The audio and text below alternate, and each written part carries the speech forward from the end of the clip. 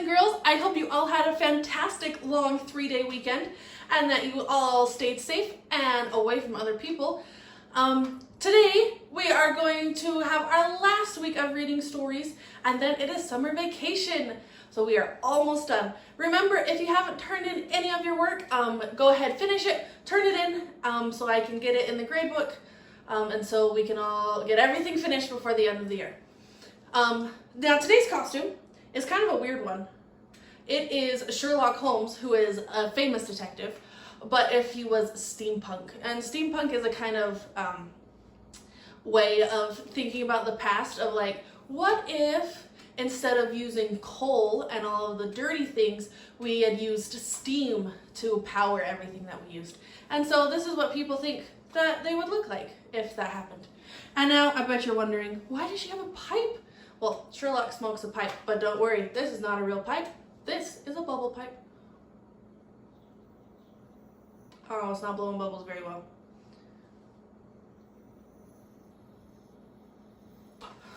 Let me get some more bubbles. Okay, I got more bubble juice in it. Let's see if it works now.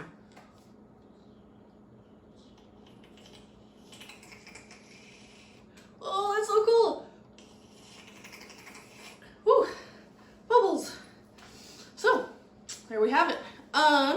Now, this week's for stories, we are going to be reading my favorite stories from when I was a kid.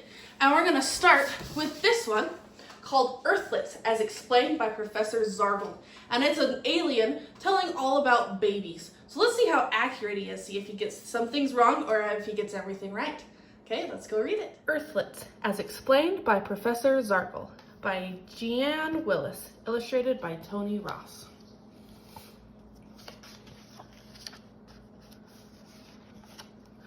Good morning, class. Today we are going to learn about earthlets.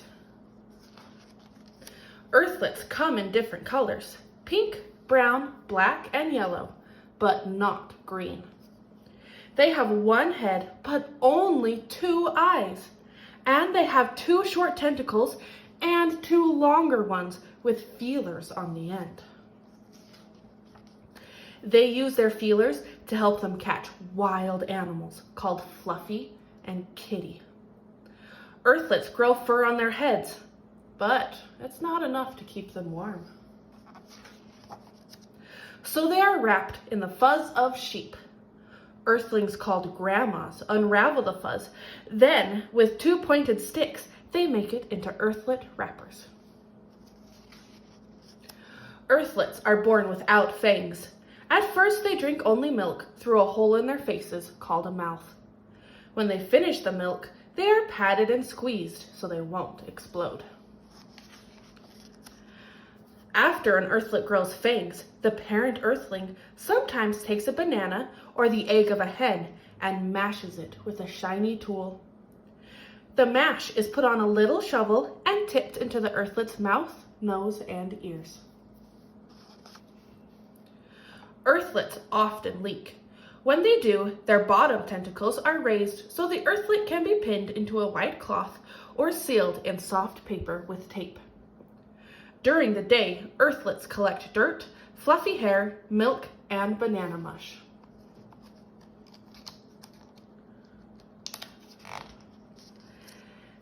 Then they are placed in a plastic capsule with warm water and a floating bird.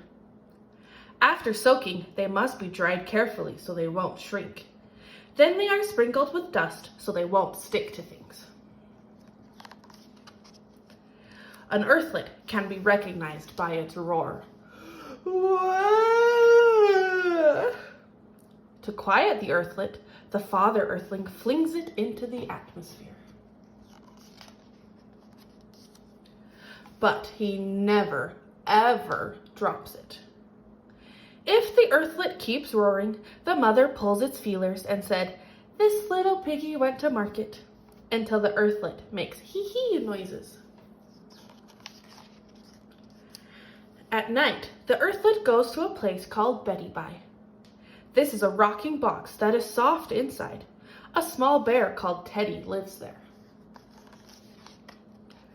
That is the end of today's lesson.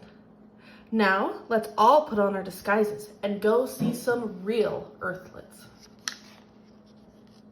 The spaceship leaves for planet Earth in 5 minutes. The end.